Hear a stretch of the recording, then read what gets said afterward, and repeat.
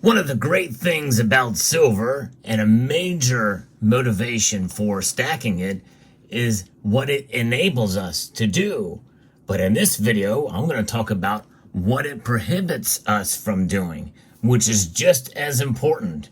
You're going to want to stick around for this one as we explore.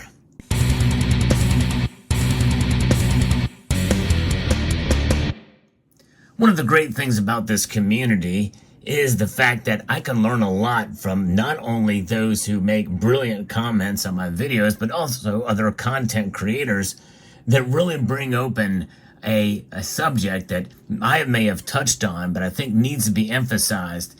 And I think this is quite eye-opening for many of us to learn, to have a better understanding of why we hold this metal in our portfolio. Silver is an amazing metal, and there's a lot of things that it does to open up our monetary understanding in general, because it is money. Indeed it is. And Chris in SoCal has done a video that talks about and asks the question about what you can use it for besides money. And what is money? Well, that's one of the topics that I've covered ad nauseum on this channel. But silver is not active money. It's not something you can just take and spend like you used to be able to do. This is a coin when silver was used as active money. You could take this and spend this, and it's backed by the full faith and credit of the United States of America, but also the value of the silver content therein, which, by the way, essentially was fixed in relation to gold. But essentially now, this has been demonetized. But you would be a fool to pay 50 cents for this, the actual face value, as this coin is worth a whole lot more than that in the open market for what silver is priced at. But so now silver just sits there. It doesn't pay dividends. Essentially, it does nothing, just like gold. But why is it that people treasure it? Why do they hold it, especially when the price goes down? Well, that's something I've been talking about, and my main focus for this year is to help people understand that there's a lot more. There is a lot more to silver than just its price. And no matter what the price does, just like with gold, it does not change the value proposition that the metal holds for us, and has for thousands of years. Because believe it or not, folks, silver and gold used to not be priced in dollars because the dollar did not exist in this form or any other form. This just happens to be the latest incarnation of it, which is really the most recent, short-lived in a sense. This type of money is only a couple, just over 100 years old. 1913 for the Federal Reserve note for what this is, and this is what I refer to as bad money, unsound money, losing value by the day because of inflation, targeted or otherwise. But this is eternal. Gold and silver have been money for thousands of years, but they are dormant money. They are inactive money. And so therefore, they really serve no purpose as far as for active transactions at this point, unless voluntary parties wish to make exchanges with it, just like anything else that could be traded out there. And I think that is something that it really is thought-provoking. And I think that it's an excellent topic that Chris in SoCal brought up in his video, which I'll link to in the description of this video, because it really opens up the conversation as to what you can do with silver. Because yes, you can accumulate it, you can stack it, you can sell it if you so desire, but selling it is a risky proposition depending on when you do it and how you do it.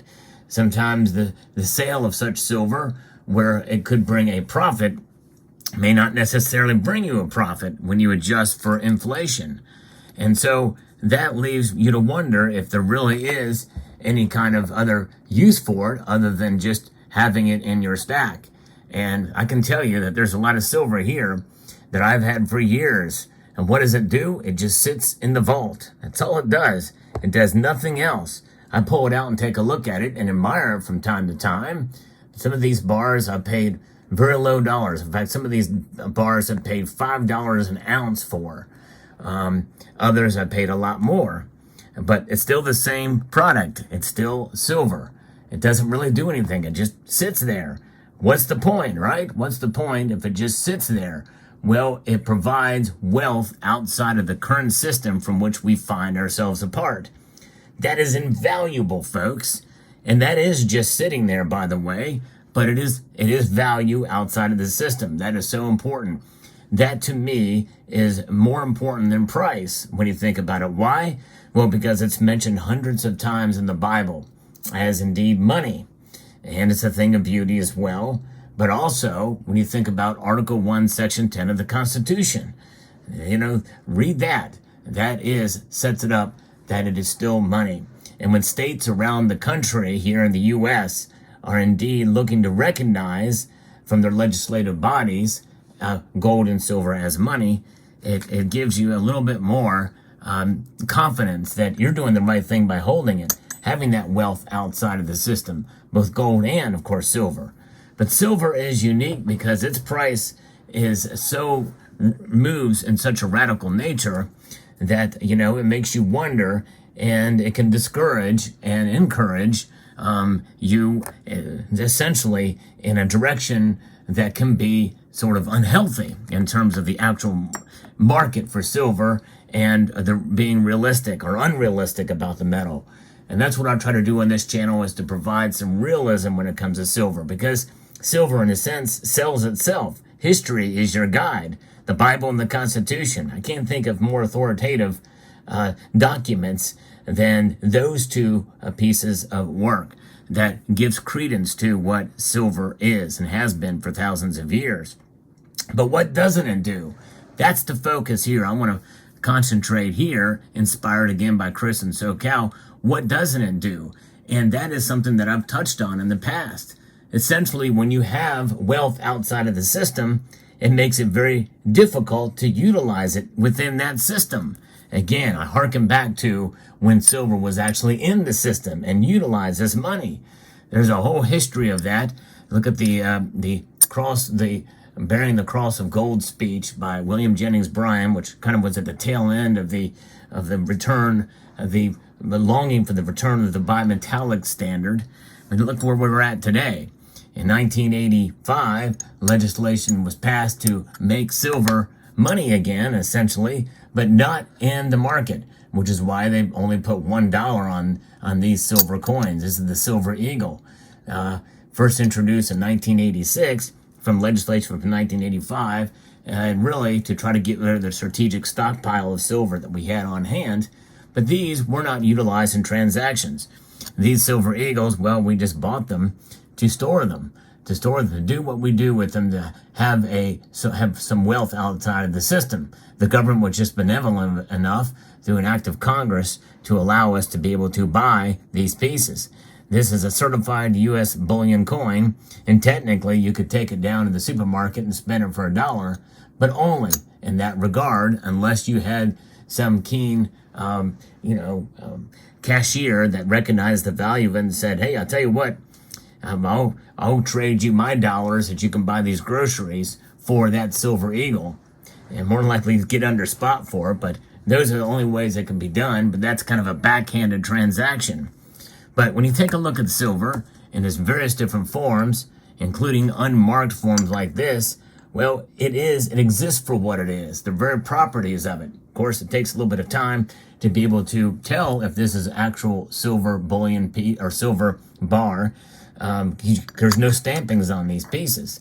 And that's why I'm showing them, because in a sense, you only have the ability to be able to verify whether this is actually genuine silver or not. And even pieces that are marked, well, they can be faked as well too. So you got to kind of test your silver to make sure it's genuine in that regards. But some pieces are more recognizable than others, depending on where they would be to buy or sell. And likely somebody's not going to give me a whole lot for this, because they really don't know if it's silver. It's not marked in any way, shape, or form, unless they have the tools to test it. So there is that. So what is it about? What is the prohibitive nature of silver? Well, not only verification of the actual product, whether it is genuine or not, but also the fact that it does limit you. In fact, it is, as Chris and SoCal says, an anti-spending mechanism. It is a way of discipline. Silver is the way of discipline. In other words, you're holding that wealth on your person as with that single party risk as opposed to counterparty risk. But even if you did store it off site, it's not very easy to liquidate. There is a barrier there. It essentially prevents you from spending and encourages saving in that regard. I think that's a wonderful and a beautiful way to be able to protect your wealth, is to be able to have something that is wealth itself that is not so easy to liquidate. And I've brought this subject up before, but again, with the inspiration of Chris and SoCal with bringing this up, it is inactive money. That's the whole idea of silver as being commodity money, where it is not transacted as a currency. Because what is currency? As another brilliant comment says in one of my videos some time ago, currency is just merely the subset of money. And silver is not currency, at least not in this form, only in this form before 1965. This is the only way that silver was utilized as active money, as currency. These days it's not. This is obviously active currency utilized right now, and it is unsound money, meaning that it is declining as a store of value. Silver, though, is a store of value that maintains regardless of price. And that's the message I'm going to get across here. Now, so I hope this gives you a better understanding that whenever you stack silver, as long as you do so in a responsible manner, which means not going into debt in order to buy it, then you are indeed saving. You are just transferring one form of currency, fiat currency, for a form of sound money. And sound money is where it's at. That, I think, is paramount to understand in this video, and the message I want to get across. Now, I do want to answer one more question in a little verbal response to Chris and SoCal's question in his video. Silver, what else can you use it for besides money? Well, Plumber Stacker knows. Plumber Stacker sent me this silver wrench. I can turn a screw or a bolt with this piece of silver. How's that? There you go. Silver does have utility, and I love it. And I love silver. Let me know what your thoughts are about silver. Hope you found this video informative, insightful, and encouraging. And I would like to extend a multitude of gratitude to each and every one of you for taking the time to watch, and to encourage you to please rate, share, comment, and subscribe.